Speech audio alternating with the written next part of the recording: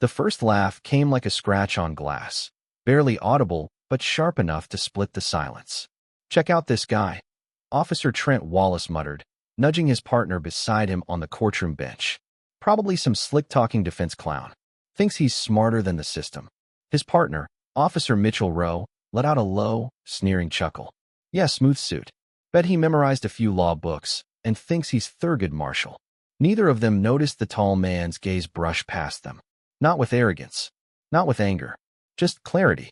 A dignified stillness followed in his stride as he walked across the courtroom in a fitted charcoal gray suit, his shoes silent on the polished floor. He moved with intention, with the poise of someone accustomed to watching people reveal themselves before they even realized they had.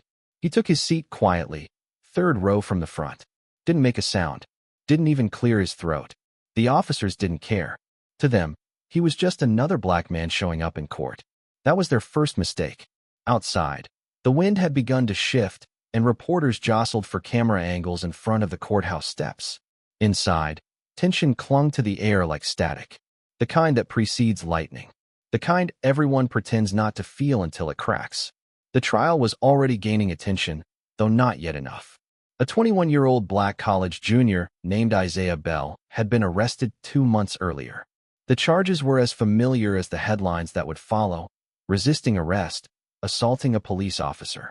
There was supposed to be body cam footage, but it had somehow been lost during transfer. Witnesses were inconsistent. Statements didn't line up. The officers' reports, however, were conveniently aligned. Isaiah sat quietly at the defense table, his hands folded, fingers pale from pressure, his jaw tight with a kind of weariness that looked too old for someone that young. Beside him, his public defender, Lacey Mendez, shuffled her notes with more hope than confidence. Behind him, Isaiah's mother, Vanessa Bell, sat clutching a worn church handkerchief, her lips moving in silent prayer. Officers Wallace and Rowe sat smugly behind their attorney, both leaning back like this was a minor inconvenience. A formality. They whispered and chuckled behind cupped hands, occasionally glancing toward the gallery.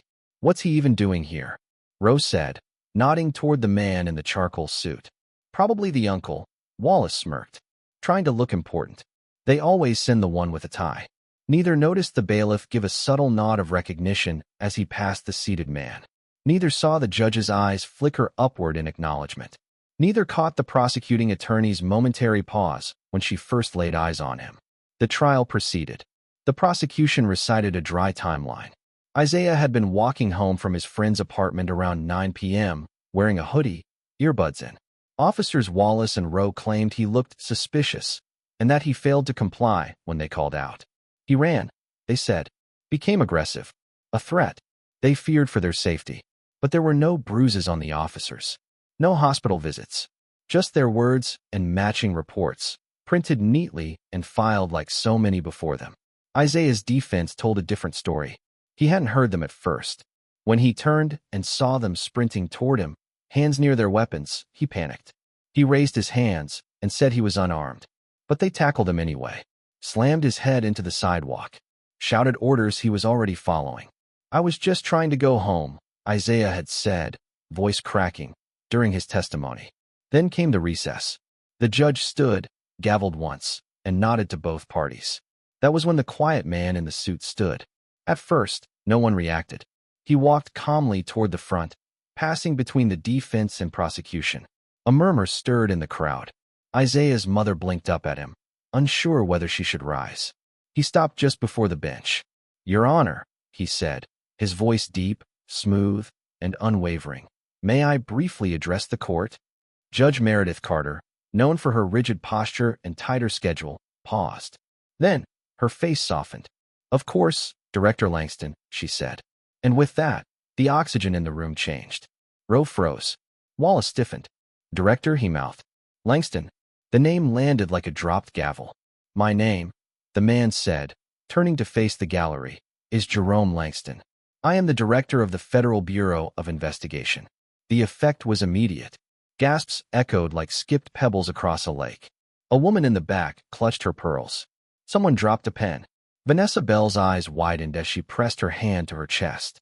Director Langston continued, his voice firm but carrying the weight of generations. I came here today not as a federal official, but as a black man, a citizen, a father, a son. I came because I read this case, and I recognized the pattern. He turned slowly, locking eyes with Officers Wallace and Rowe. I recognized what happens when certain people look at someone like Isaiah and see not a student, not a human being, but a profile, a statistic, a target. He let the silence thicken before stepping forward. I've walked in his shoes. I've been followed in department stores, pulled over while driving my own car. I've had guns drawn on me in neighborhoods where I own property. The difference? A suit, a title. That's it. His words landed like a sermon, but without volume. It was the control, the restraint, that made every syllable thunder. And if the man you mocked this morning, me, had been wearing a hoodie or jeans, or just silence instead of credentials, I'd have been invisible to you too. Wallace's face was pale. Rowe looked away. Director Langston faced the judge again. Your Honor, I do not ask for leniency. I ask for truth. Because this isn't about one night, it's about a system. One that too often confuses presence with guilt. One that forgets black boys are still boys. He turned then to Isaiah, whose eyes glistened with disbelief and emotion. You matter, Langston said to him. And you are not invisible. The room was silent for several seconds after he sat down. When court resumed, no one laughed. No one whispered. Not even Wallace or Rowe. The jury deliberated for 1 hour and 42 minutes. The verdict, not guilty. Isaiah collapsed into his mother's arms. The room erupted, not in chaos, but in a solemn, breath-held release. The kind of moment where a long-withheld breath finally escapes the chest. Outside, the media swarmed. Cameras flashed. Headlines formed in real time. FBI director stuns courtroom during police misconduct trial. Video of his speech hit the internet before the reporters finished their first takes. It was everywhere within the hour. But Jerome Langston did not stay for interviews.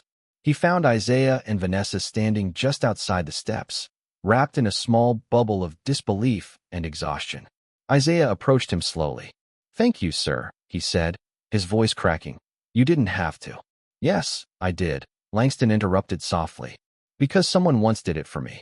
And now it's your turn to do it for someone else. They shook hands. Firm. Father to son. Man to man. That evening, Officer Trent Wallace handed in his badge. No ceremony. No speech. Just silence. Officer Rowe was placed on administrative leave pending internal investigation.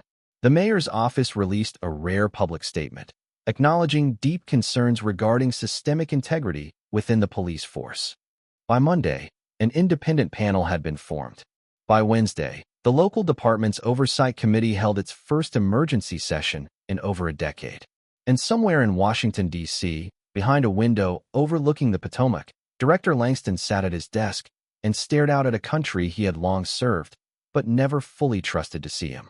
He thought about his father, about the time he'd watched a cousin get cuffed for looking at an officer the wrong way, about the nights he clenched his jaw through traffic stops, each word carefully measured, each movement rehearsed. This time, he hadn't stayed silent. And maybe, just maybe, that was enough to start something. The courtroom would forget some of it. Some wouldn't. Isaiah wouldn't. Respect should not be conditional. Justice should not require credentials.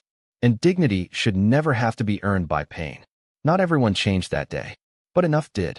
And in a world where people are often measured by surface, by tone, by fear before understanding, sometimes it takes a single voice, steady and calm, to remind them. The quietest truths often echo the loudest.